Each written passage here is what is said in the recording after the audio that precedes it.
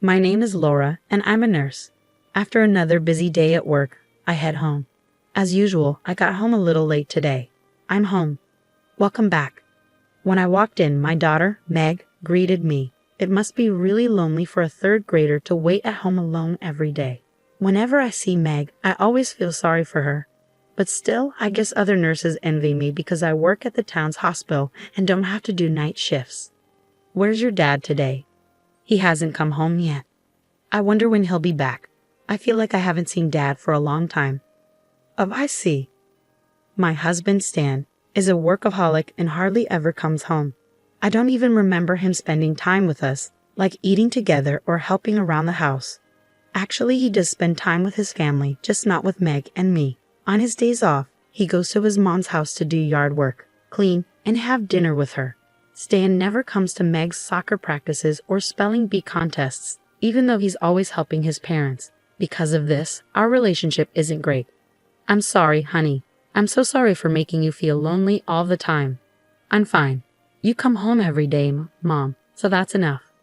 Oh, Meg. I hugged Meg tightly. If we were a normal family, we would spend more time together and be happier. No matter how many times I apologize, I know it'll never be enough. How did things end up this way? Then one day, Stan came home at a normal time, which is very rare. But both Meg and I had grown distant from him, and we didn't talk much. While we were eating dinner in silence, Stan suddenly spoke up. Hey, why don't we go to Hawaii for the upcoming holidays? What? I couldn't believe what I was hearing. Stan was inviting us all on a trip. What was going on? We haven't had a proper family vacation in years, he said. I thought it would be a great chance to celebrate my mother's 60th birthday too. And it might be nice to do something like this once in a while. He was putting his mother first again, and I was fed up. But when Meg heard about Hawaii, she got excited. We can go to Hawaii. I want to go. I really want to go. Meg was thrilled, and I understood why. This would be her first trip to Hawaii. But I wasn't sure I could enjoy a family trip after all these years, especially with Kate, my mother-in-law. If Stan wanted to celebrate Kate's 60th birthday, he should have told me about it sooner. Still, since Meg was so excited, I felt it wouldn't be right to refuse. All right, I guess so. It's been a while since we've all been together as a family, so let's go, I said, nodding my head. On the day of the trip, Stan and I had to work, so we planned to meet at the airport. That day, my work was unexpectedly busy, and I ended up running very late. After finishing work, I hurried to the airport with Meg. After taking the bus, we finally arrived, but then something surprising happened. They're not here. Stan and Kate were nowhere to be found. I searched the airport, but they were nowhere in sight. Where did they go? I didn't get any calls from them, so I tried calling both Stan and Kate. The number you have dialed is either not powered on right now or has no signal. I kept hearing this message. Feeling desperate, I asked the airline staff at the reception desk for help. One of the staff members then asked me, "Are you Miss Laura Martin?" Excuse me? Yes. I was puzzled about how the staff knew my name, but then they handed me a piece of paper. I was asked to give this to you. A paper? I was shocked by what was written on it. I couldn't wait any longer. It'll just be the two of us going on this trip. Stan, if you can't be on time, then we won't take you. Why don't you just camp out somewhere around here? Bye, Kate. What is this? Mom, what's wrong? As I fumed with anger, Meg looked at me anxiously. Oh no, it's nothing. It looks like your dad and Grandma went ahead without us. I'm sorry. So we can't go to Hawaii? Yes, we can. We can catch up with them on another flight. I tried to sound positive, but honestly, we didn't have enough money for another flight. What was I going to do? While I was trying to figure things out, an old man walking in front of me suddenly collapsed. I wasn't sure what was happening, but my years of being a nurse kicked in, and I moved quickly. Are you okay? I checked the old man's breathing, but it had stopped. Oh my God. I quickly turned him onto his side and cleared his airway. I found something stuck in his mouth, probably part of his vomit, which was blocking his breathing. Please, someone call an ambulance. I shouted for help and began first aid. When the ambulance arrived, the old man was taken to the emergency room, where he soon regained consciousness. Was it you who saved me? Ah, yes. I just did a basic procedure. That's not true. Thank you so much. I thought I was going to die. He was alert enough to talk, and it seemed there were no serious heart or organ problems. You saved my life. Please let me thank you, James. Oh, no need to thank me. I just did what anyone would do. By the way, were you traveling somewhere? Oh, yes. I was supposed to go to Hawaii with my daughter, but we missed our flight. Oh, no. That's awful. I feel terrible about this. I quickly waved my hand to reassure him. Oh, no. We were already running late, and I wouldn't have made it on time because of my work anyway. You didn't do anything wrong. I was just thinking we might go home, I said with a sigh and a laugh. But James looked at me and said, That's a shame. Your daughter must have been looking forward to it. Why don't we just buy another ticket? Well, I'm a bit embarrassed to say this, but we don't have enough money right now. When I said this with a sad look, James nodded thoughtfully. Okay then, as a way to thank you, I'll buy both of you the tickets. That should solve the problem, right? Oh, no, I'm sorry for the trouble. It's completely okay. Hey, you. James called out to a female staff member walking by. He then borrowed a cell phone and made a call. Oh, can I speak with you for a moment? James talked on the phone for a few minutes before hanging up. Oh, we're fine, so you don't have to worry about it. If I don't thank you somehow, I won't be able to rest easy, James said. At that moment, the paper fell out of my pocket. Thanks to James, we managed to get on the plane. To my surprise, he had bought us expensive business class tickets. His kindness allowed Meg and me to enjoy a very comfortable flight, and we arrived in Hawaii safely. But now I had one problem. I hadn't asked Stan and Kate which hotel they were staying at. Hello, are you Laura and Meg? A man called out to us. Ah, yes, that's right. But, nice to meet you. When I wondered how the man knew my and my daughter's names, he handed me his business card. It had the name of a well-known logistics company that even I recognized. I heard about you from the chairman of our company. Thank you very much for that. The elderly man you helped at the airport is the chairman of our company. Oh, really? I was shocked to learn that James, who we met at the airport, was the chairman of a major company. We will take you both to your hotel on the chairman's orders. Please enjoy your trip to Hawaii, he said as he led us to a black limousine. I had never been in a car like that before. Wow, it's amazing, Meg exclaimed, thrilled to ride in a luxurious limousine for the first time. I made sure my shoes were clean before getting in. The view of Hawaii from the windows was stunning. It felt like an endless summer. At one point, I was worried we wouldn't make it, but I was so relieved that we did. Meg was glued to the window, taking in the sights. When we arrived at a huge, luxurious hotel, I suddenly realized something important. Oh no, I didn't book a room, I whispered to myself. Oh, please don't worry.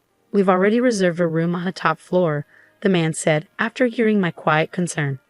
But I don't have enough money for this. You don't need to pay anything. The bill has already been taken care of. Oh, really? I was amazed at how far James had gone to take care of us. This VIP treatment was overwhelming and unfamiliar. After we entered the hotel, I was astonished by our room. It was a suite, far too spacious for just 2 people. The view of the ocean and the stunning sunset from the large windows was absolutely breathtaking. We had a dedicated hotel staff member available to assist us with anything we needed. The food was incredible, beyond anything I could describe, especially the steak, which was grilled right in front of us. It was the best meal I had ever tasted, and I was constantly impressed. While Meg and I were strolling around the lobby after dinner, we heard some arguing voices coming from a corner. Are they? It was my husband and mother-in-law arguing with the hotel staff. Hey, what are you both doing here? When I called out to them, Stan and Kate looked up, surprised. What? Why are you both here? What do you mean? We came here as planned. You suggested this trip, and now you've treated us badly, Stan said. Well, that's... Stan glanced at Kate, seeming unsure about what to say. Oh, it was your fault for being late, right? I regret that, but you didn't have to say we should just camp out. Kate seemed unbothered and showed no remorse for what had happened. I struggled to forgive them. By the way, why are you arguing with the hotel staff? I asked. When I tried to check in, they told me to leave. I don't understand why, Stan said angrily. Is there a problem? I asked the hotel staff. The hotel staff began to explain. I heard that these people left our very important and valued customers behind, and that's unforgivable. I was instructed not to let them stay here at our hotel. Oh, now I get it, I said. James clearly had a lot of influence over the hotel. The chairman of a major company is indeed someone you don't want to upset. What does he mean by that? Oh, it's a long story, but basically, he can't forgive you both for leaving Meg and me behind. Stan and Kate looked very confused. How does someone from this hotel know about that? Well, I understand why Stan is asking, but given the situation, I'm not surprised. In fact, I think Stan and Kate are getting exactly what they deserve, I said. Do you know this person? I asked, showing them the business card from the man who guided us from the airport. This is a business card from a major client of ours. Stan's face turned pale as he took the card with trembling hands. Kate's face also went white with shock. You don't mean to say you know the chairman of this company, do you? Of course I know him. He collapsed at the airport, so I helped him. He arranged our flight to Hawaii and even booked the hotel room for us. What? Kate collapsed and started shaking. What's wrong, Mom? He's in the same gym club as me, and I see him every once in a while, but everyone worships him. What a coincidence. I agreed with Stan. It really made the world seem small. I had no idea my mother-in-law knew the chairman, but before Kate mentioned it, I had already learned about it from the chairman himself. When I received the new ticket at the airport, James was the one who found the piece of paper that had fallen out of my pocket. Oh, he picked it up, read what was written, and looked at me in surprise. Laura, what is this? How should I put this? We were left behind by my mother-in-law and husband. Yes, that's horrible and unforgivable. But this name, I've seen it somewhere before. Is your mother-in-law's last name Martin? Yes, her name is Kate Martin. What? You know my mother-in-law? Of course, she's also a member of the gym club I belong to. She doesn't seem like the type to do something like that, and that's how it all unfolded. I looked at Stan and Kate with a grin, thinking back on everything. It's tough, isn't it? Since you two said you were going on the trip together, I guess we'll just enjoy it on our own. Meg and I are going to have a great time. Kate, why don't you just camp out somewhere around here? Enjoy the Hawaiian night under the stars. Oh, hey, wait, that's terrible. You're the rudest person ever. Stan and Kate kept shouting as I turned my back on them. They were being ridiculous. They threw those words at me first, and when I gave them a taste of their own medicine, they called me terrible and rude. I couldn't help but laugh. Let's go. I urged Meg, let's go. She took my hand and we walked away from the scene. The argument between the hotel staff and Stan and Kate continued behind us. Anyway, get out of here. We don't have rooms for you, the hotel staff said firmly. Eventually, Stan and Kate were forced to leave the hotel. So Meg and I enjoyed our trip to Hawaii on our own. With Meg's feelings for Stan almost gone, there was no need to worry about him at all. I never imagined that helping an old man would lead to such a wonderful trip. We were grateful to him from the bottom of our hearts. The trip ended, and we returned home safely. It was an amazing and refreshing experience, and Meg was very satisfied. As for Stan and Kate, who had been kicked out of the hotel, it seems their troubles didn't end there. After returning from Hawaii, Stan came home exhausted and disheveled. It turned out that the chairman's instructions had been shared with all the hotels in Hawaii. They ended up having to camp out in the wild. Everything written on that paper came back to haunt them. Other difficulties soon followed for Stan and Kate. Stan was suddenly called into his boss's office and informed that the contract with James's company was about to be canceled. Kate faced cold treatment from the other gym club members and eventually left the club. She was practically expelled. Her only hobby had been staying in shape, but the incident scared her so much that she gave up working out and now spends most of her time watching TV. Stan and I decided that continuing our marriage would be too difficult, so we officially divorced. I got full custody of Meg, and I didn't receive any alimony or child support. My income was similar to Stan's, so supporting Meg was manageable. I have no intention of seeing my mother-in-law again. Despite everything, this whole experience felt oddly surreal. Looking back, it's strange how being late at the airport led me to help the chairman of a major company Kate knew.